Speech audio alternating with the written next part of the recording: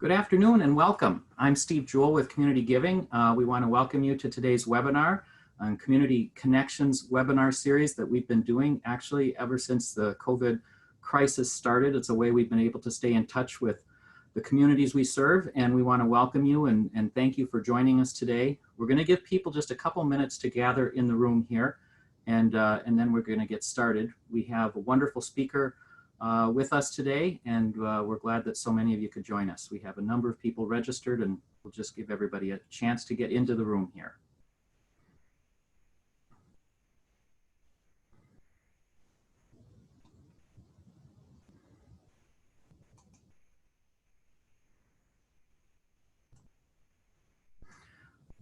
Okay, well, I think we're gonna get started. Once again, welcome. My name is Steve Jewell. I work with CommunityGiving. We are a partnership of several community foundations all working together. We believe in engaging people, connecting resources, and ultimately building better communities for all. And we, as I said earlier, started this Community Connections webinar series once COVID hit as a way to really stay in touch with our communities and really keep the communication lines open and learn from each other. Following the murder of George Floyd, we turned our attention to the issue of race. A very important topic, an important issue of concern that has always been there, but heightened recently with the murder of George Floyd. And our philosophy has been to start with listening and trying to understand what we need to hear. Secondly, looking at ourselves internally as individuals, but then also looking at our organizations, and then ultimately looking at our communities and how we can make a difference and do better on this whole area and issue of race.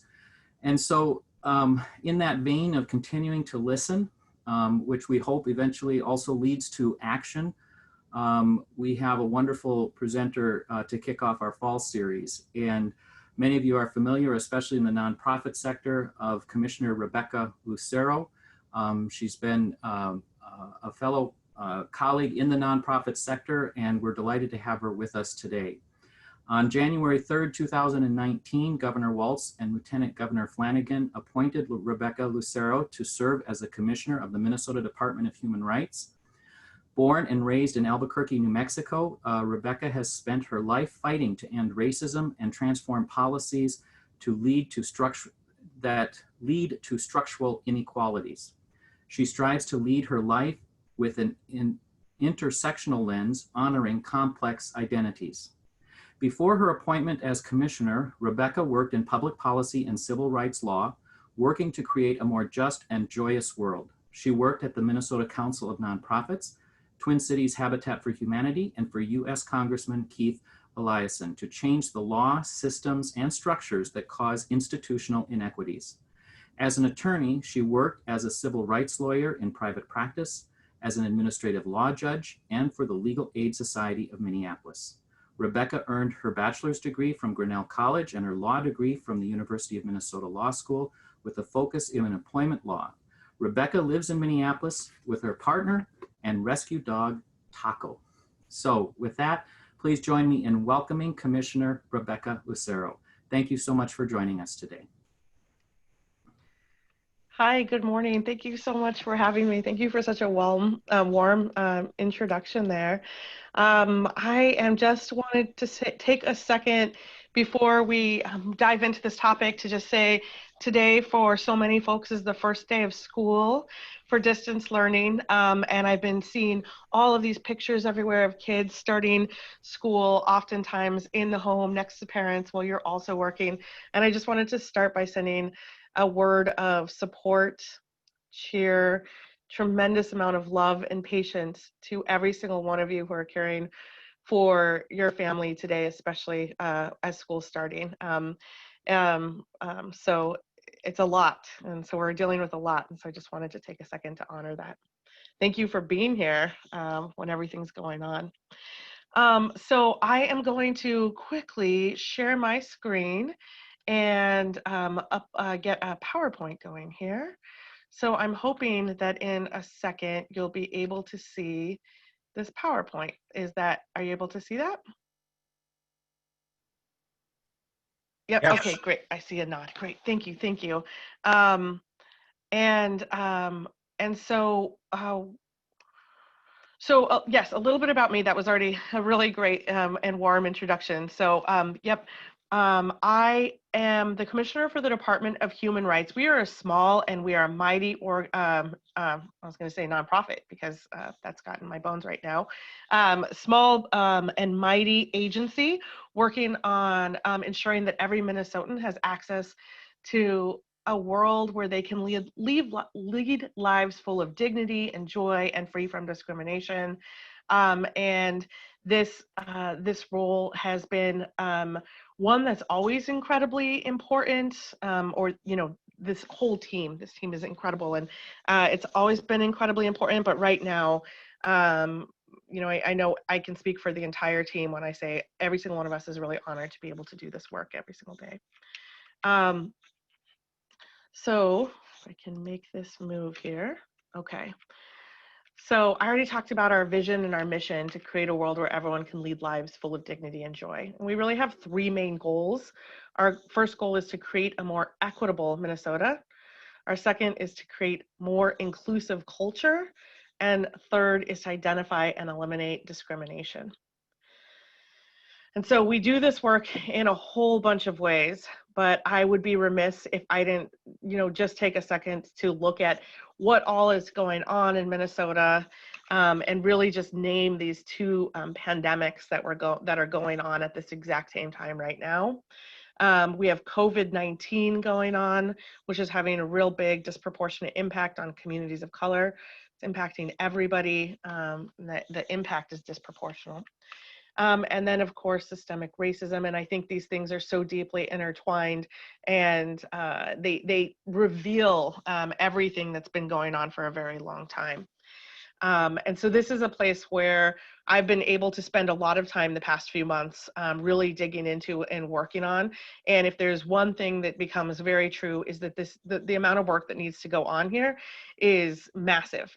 We didn't create these systems overnight. They're embedded into the very foundation of our state and our country. And so the intentionality and work and investment that it's going to take for us to move forward on all of this, it's going to take all of us. So I'm thrilled to be able to talk about this with everyone here, because I know everyone's taking really thoughtful and bold actions right now. And so let's just look at some of these different pieces that are going on that I just want to highlight. Minnesota is actually one of the few states that is documenting how COVID-19 is having an impact on race. I'm really proud of Minnesota for being intentional about using as disaggregative of data as possible to look at COVID, and then with this information, using the data to drive how we're making our decisions. And so, let's just look, for instance, at the Black population. Black population in Minnesota is about 7%, but it's for Black Minnesotans, it's 22% of all cases.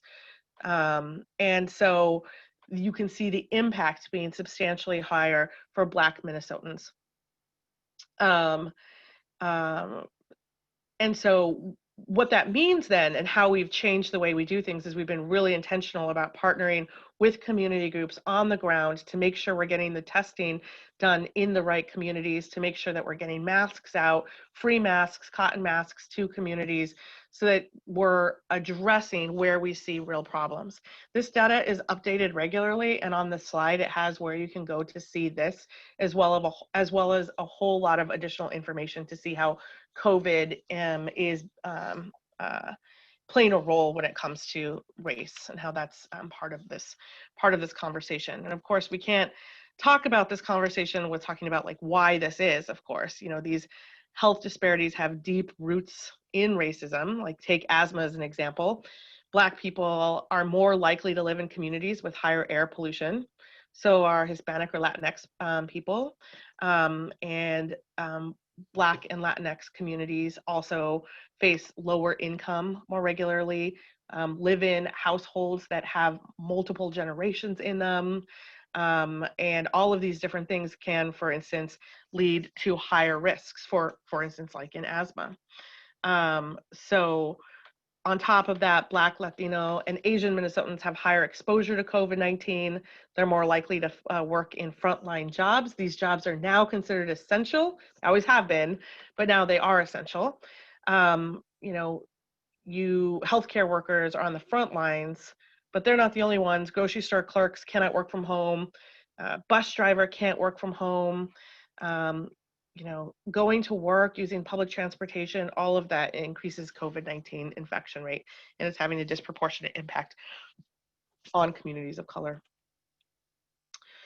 Similarly, and this is part of the dual-edged sword of COVID in some ways. It's really revealing all of the problems around it, is that both Black and brown folks are on the front line and getting COVID at higher rates, but they also are being unemployed at higher rates. So 18%, you know, if you have 100 Black people in Minnesota, 18% of them are right now today unemployed versus 5% of white Minnesotans.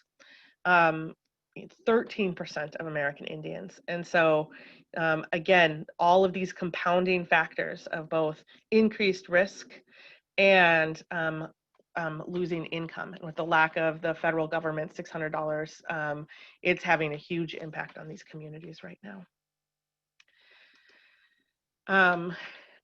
And while we talk about COVID is just just kind of revealing what's already been true, that there's long been issues with inequities within our community. I know that housing is an issue that many people on this call think about and work on a lot, and might have additional calls on. So just talking about the historical homeownership rates in Minnesota. Minnesota has some of the worst racial disparities in the country across the board. But when it comes to home ownership rate, we actually have the lowest of any metro area in the US for Black home ownership rate. You know, 24% of Black households in the state own their own home, compared with 77% of Minnesota households. And right now, as we're thinking about COVID and we're thinking about safe places to be, and people are facing evictions, this number of 24% to 77% in Minnesota is striking. At the same time, in Minnesota, Black students are 8 times more likely to be suspended or expelled, and Indigenous students are 10 times more likely to be suspended or expelled. In fact, I was actually just reading a story this morning, and I have to dig into it more, so I don't have all the details, but I have a student who, I believe a Black student, who was reprimanded or got in some trouble for flashing a toy gun during virtual learning. And so even how it's playing out in virtual learning is something that we're keeping our eye on and working with educators every day on, to make sure that there isn't a disproportionate rate when it comes to how we're interacting with kids of color who are in school right now. So our role at the Minnesota Department of Human Rights is to really, at the end of the day, to make sure that Minnesota is discrimination free.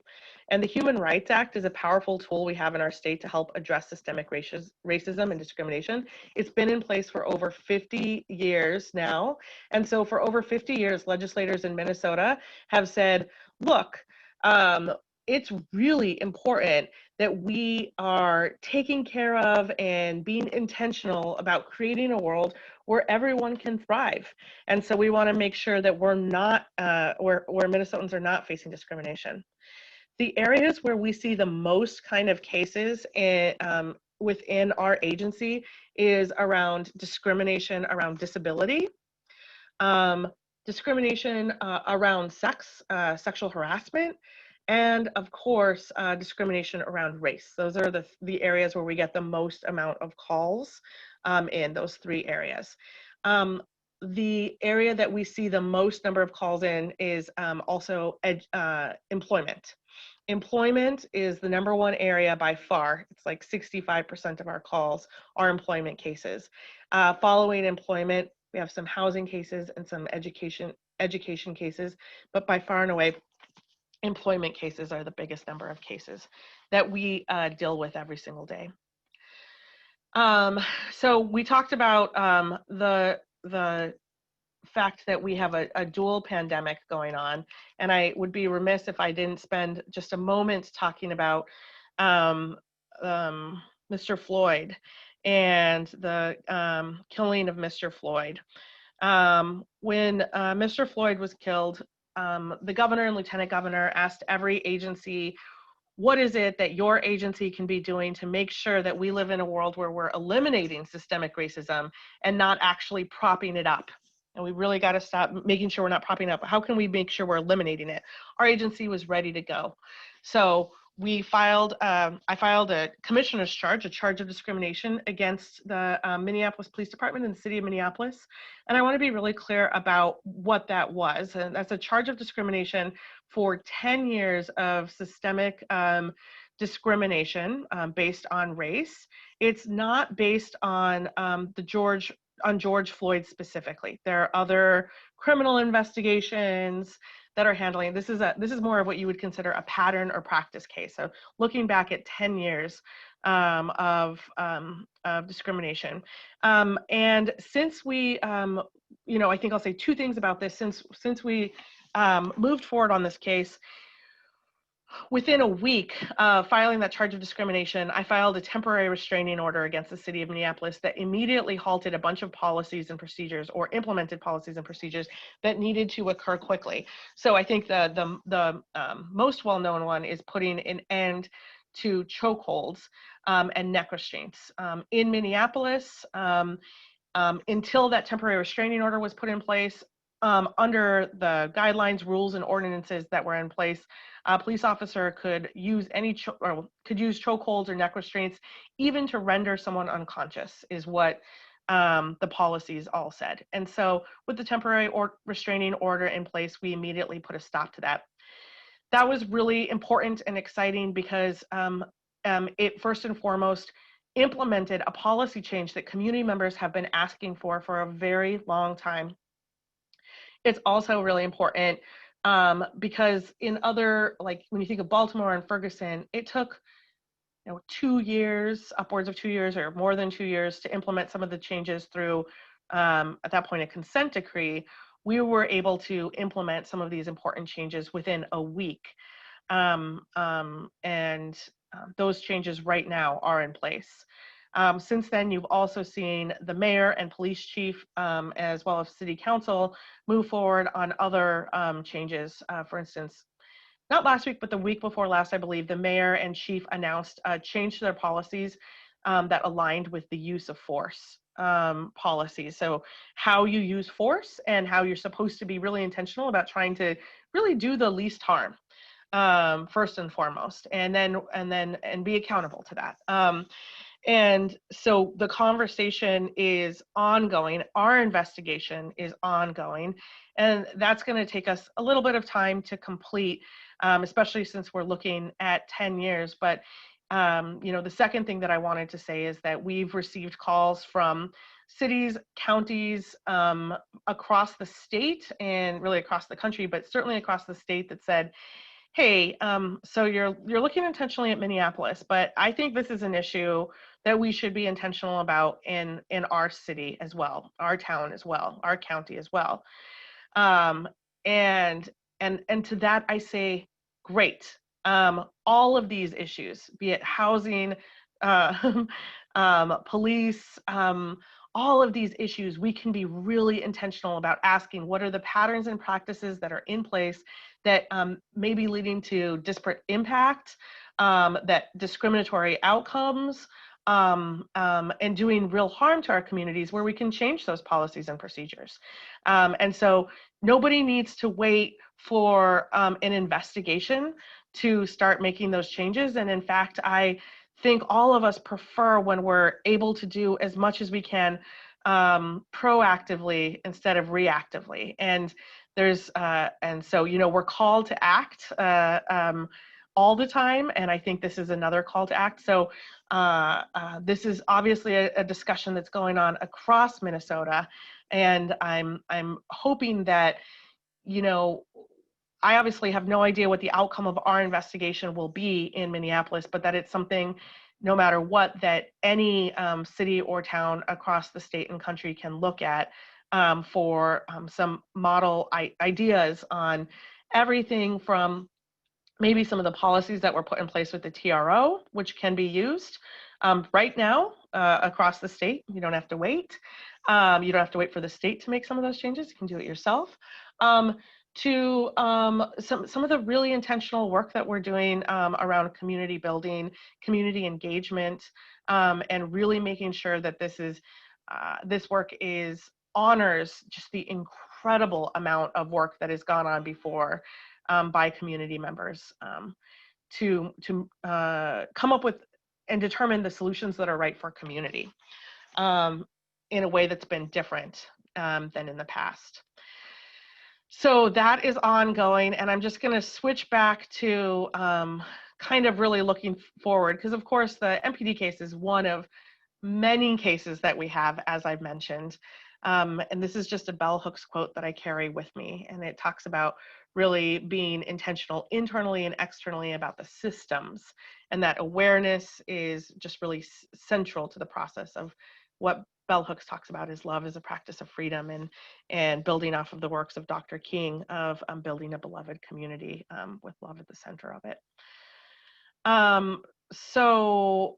There's a few things that we're really, I know we want to be listening, but it's also we can move, we can act. We don't have to wait to act. So some really quick, easy things that we have changed at the state level or are changing at the state level that we're just sharing with folks because it's in alignment with what other folks are already doing.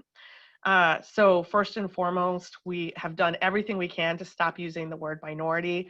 I myself am Chicana.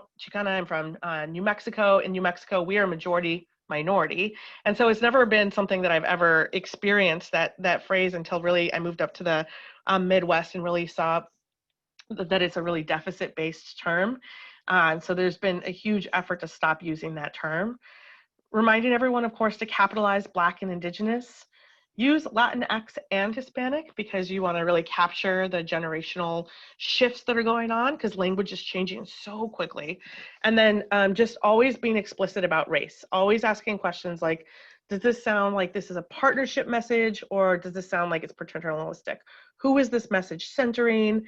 Who are we talking to here? Are we talking to white community, or are we talking to Black and brown community? If we're talking to white community, how is this message going to sound to Black and brown community? Is it asset-based or deficit-based? Is it oversimplifying someone's identity, or does it recognize their complex intersectional identity? And then being really careful to buy into dangerous narratives. I think like the best example of that is sometimes we, in an effort to try to really make a difference, we'll talk about, look, immigrants are really important to small towns because they save the economy because they work really hard, or they're the only ones who are willing to work as PCAs or something like that. And just like a reminder that all of us are worthy of dignity and love and joy simply because we exist. Immigrants are not worthy of that because of being economic drivers. They deserve dignity, period.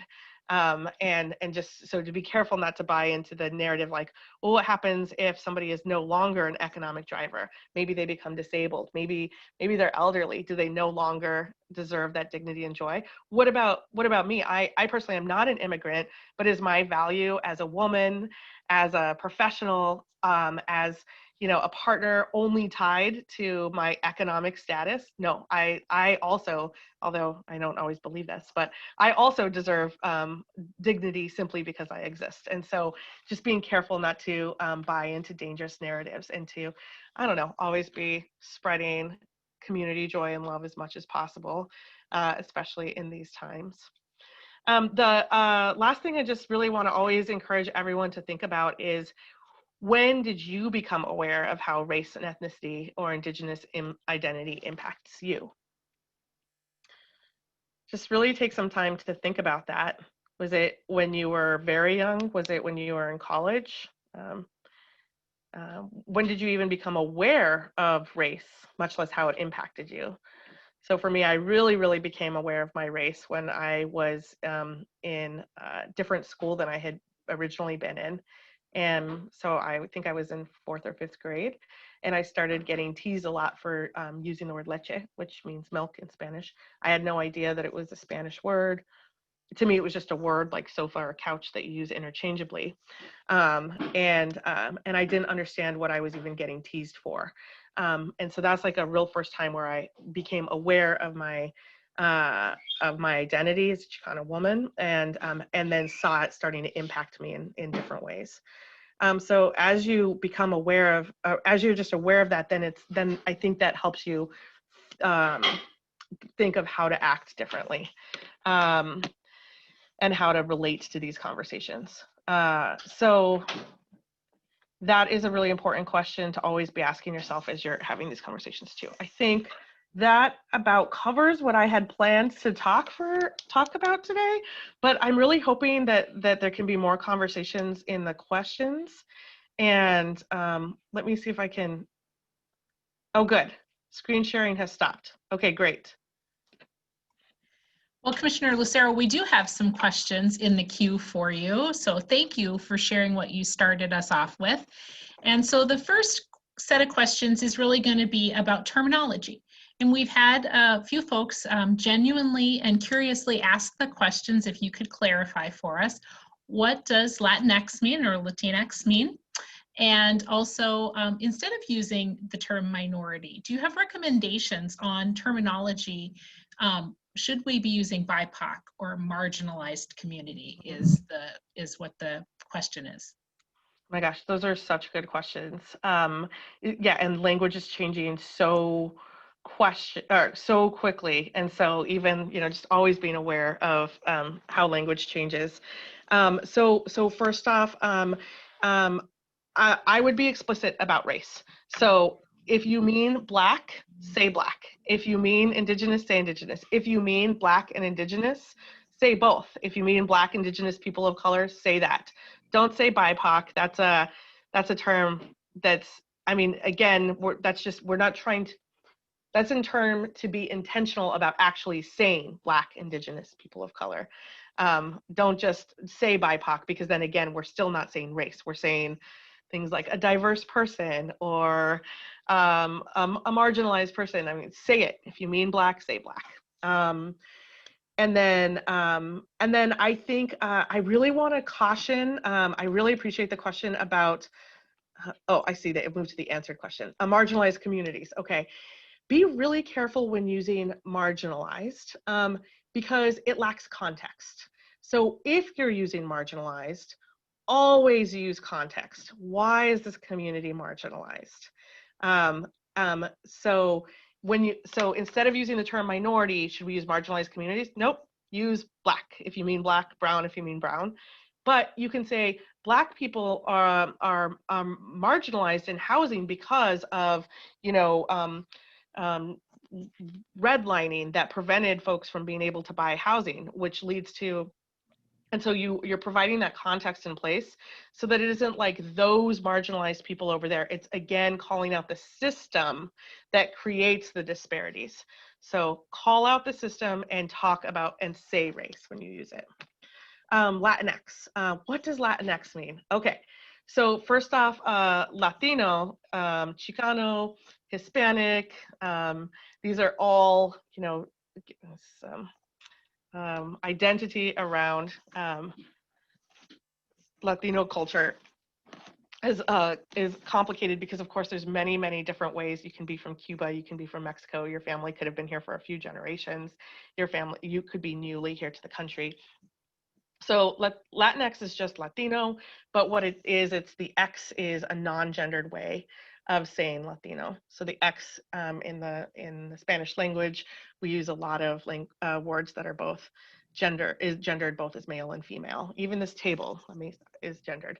And so there is, especially to really honor non-binary community members, or just to say whatever someone might be, that is what it is. It's just an intentionality around that. So you'll find that amongst older Hispanic community members, they will more identify as Hispanic. And amongst younger folks, we'll more identify as Latinx, Chicanx, something like that. And so that's why I say to kind of use both, because it's more inclusive to make sure people can see themselves in it. And of course, language will change. So maybe it'll be something different in the next couple of years, and we'll keep learning together. Thank you. This was an interesting question, I thought, and that is, does your office do anything to award cities or organizations that implement positive human rights policies or procedures at this time? Oh, that is a really interesting question, and thanks for that. So there is nothing in the statute that allows us to kind of award anything. Cities around policies or procedures. Now, of course, we would strongly acknowledge and praise and you know, really support and amplify the great work going on across the city and state. And we even, you know, can take some of those and learn from them as we're looking for policies at the state level. Did you see this was done in Duluth? And so this might be a policy that we could take to the state level. So we model off of it, but it's not, we don't specifically award anything. As investigators, we're neutral. We're not neutral when it comes to discrimination though. And so part of it is also like, yes, we need the policies changed and we need the practices changed. We could have really good policies in place, but if people aren't following them, it's not going to matter. So no, but to each one of you out there who are making these changes, thank you. I see you. You're not alone. Thank you. Another question, why didn't any of your predecessor commissioners file any actions against the Minneapolis Police Department prior to the incident with George Floyd? Yeah, that's a great question that I can't answer. What I can say is that I have tremendous support from the governor's office, from the governor and lieutenant governor, to do this. This is a really big case, really unprecedented for our state. And so, you know, it's something I really needed the support from the governor's office to be able to do.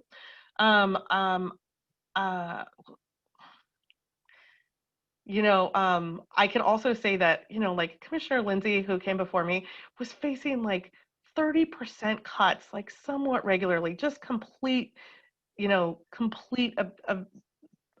like evisceration of our entire agency. We're just too small. And so it would have been very challenging, I can imagine, to do that. I deeply appreciate the work of the commissioners that came before that have made it so that the agency exists and is strong today so that we can take this on. I know I stand on their shoulders and I'm deeply grateful for it. Thank you. There's an interesting question here that I'd like to see your take on, and that is that in this writers community, the word Black is used to include descendants of slaves, refugee populations like Somali communities, any Black or brown people. So how do we respect that we are not the same with the same experiences when we are all counted as the same and all called Black? Yeah, that's a great question. And I think two things that I would say to that. Oops, I have to keep going by the answer questions. Okay, so two things that I would say to that is first and foremost, it's always important to see how folks want to be identified themselves. And so some folks will really, really want to be identified as African American or as Somali from Somalia. And so it really is important to listen to folks and how they want to be identified. And it's also really important for all of us, government agencies, nonprofits, foundations, etc., to really make sure that we are actually holding space for all of that. So for instance, when we developed as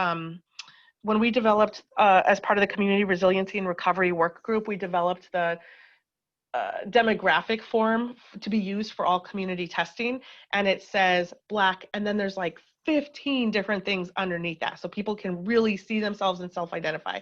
Same with Hispanic or Latinx, and there was just 15 more things under that. And so how are we reinforcing or not allowing people to identify by just only giving them the option of Black or Hispanic? Like, let's actually add a lot more options so people can honor their nuanced identities too by seeing themselves there. And I think the second thing that I would say is that there's no monolith anything. There's no monolith Somali community, there's no monolith descendant of slave community, there's no monolith refugee community, there's no monolith Hispanic community. And so even if you were to be more specific and say like Mexican American, that still doesn't honor the diverse experiences that everyone faces too. So you know, so it's important to have more inclusive policies where people can see themselves, but all of these different identities are only, you know, one part of a really complex story that makes up every single one of our experiences.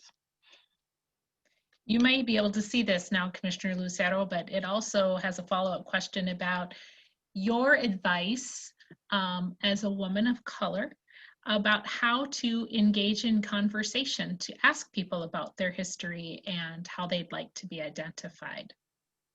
Oh, that's really interesting.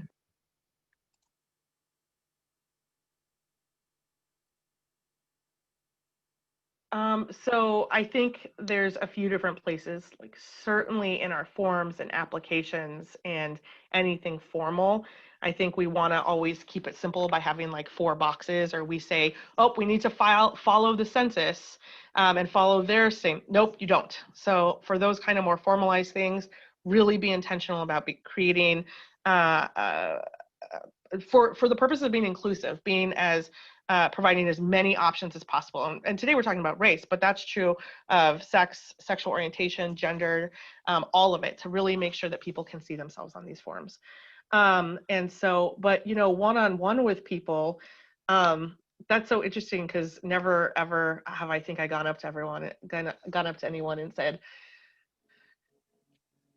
I am this, what are you, or something like that. And so I do think it's about building relationships and just getting to know people better. And then just, you know, asking people like, if you like, how is it that you even need to know to, because depending on the conversation, you might need to know for different reasons. But for general relationship building, you certainly wouldn't, I would build the relationship first. Thank you. I have two remaining questions for you.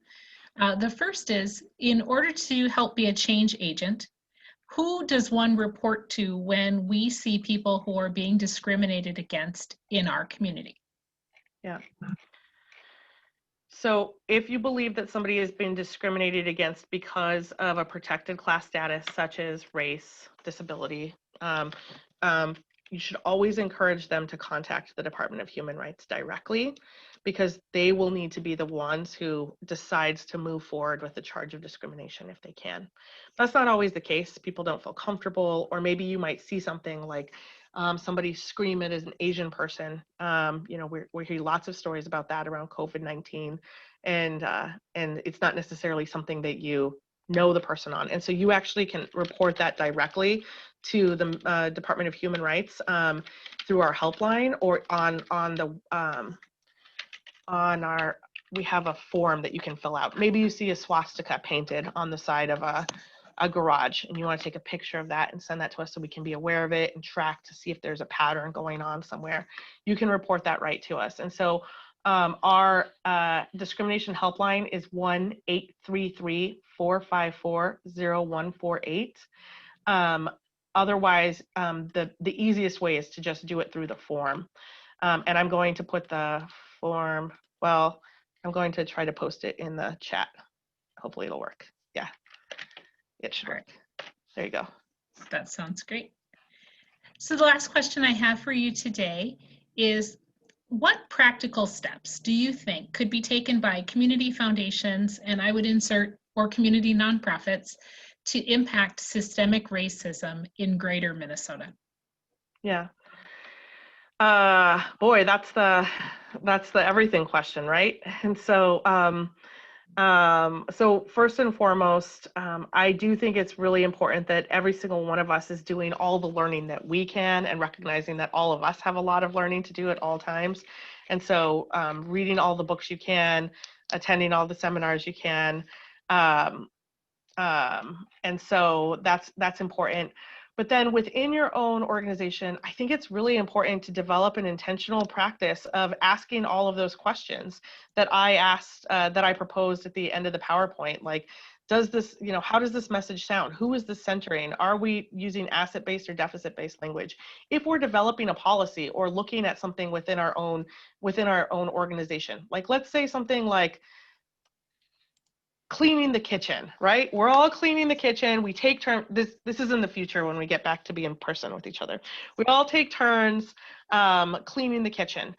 And you start asking like, well, who really benefits from this policy and who doesn't benefit from this policy? And you start recognizing like, oh, people might have really bad allergies. And if they're having to like clean dishes, oh no, I've actually also heard one of my friends is really pregnant. She didn't want to tell people she was pregnant, and cleaning the food and everything made her really nauseous. So that wasn't good for her either. And it's, they don't want to report it. Maybe people who are in not eating because of Ramadan. That would be really hard to have to be around the food to like put, especially, nonprofits and foundations. We've got food everywhere all the time.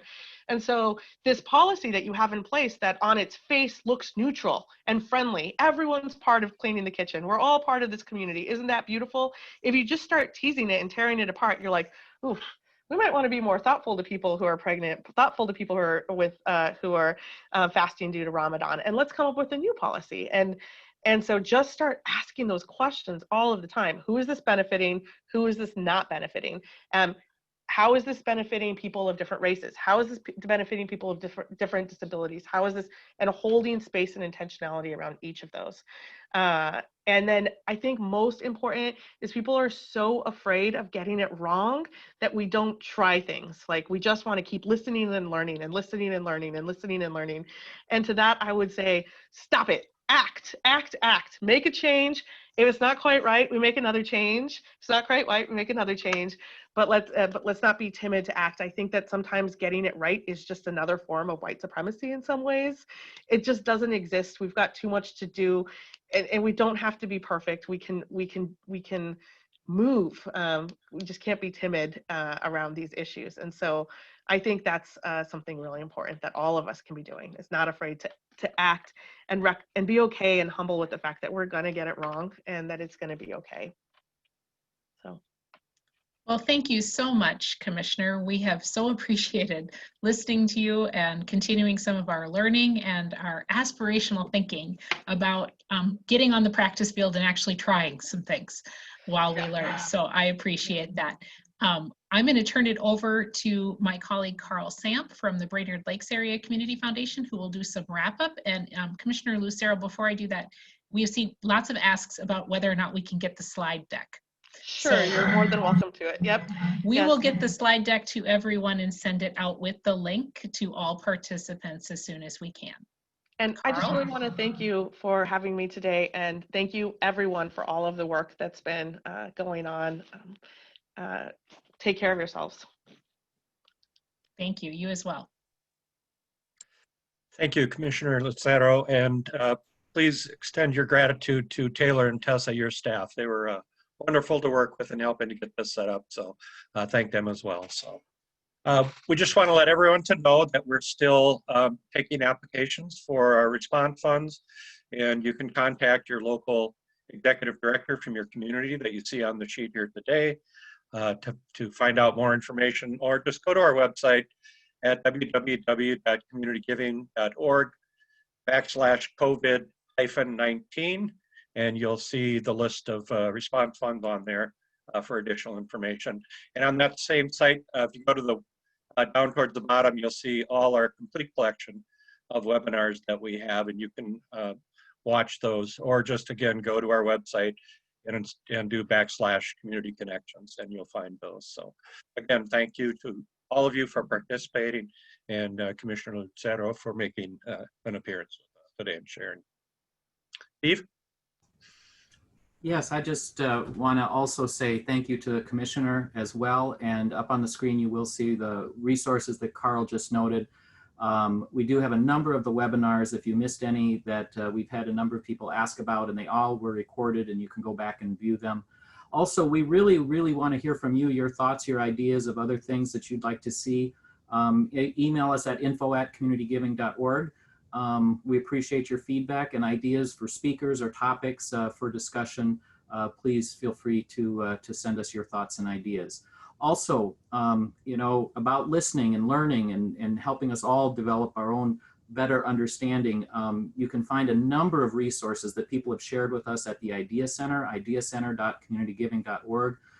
Lots of different books and resources, podcasts for you to listen to if you want to go there and find some of those resources. And then finally, next week, we hope that you can join us again, actually 2 weeks, September 22nd.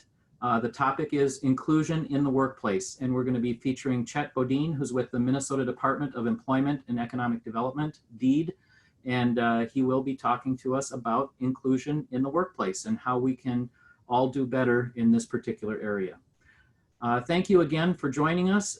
Please feel free to again to email us with your thoughts and ideas. Again, to the Commissioner, thank you so much for being with us, and all of you. Have a great day, and hope to see you back in 2 weeks.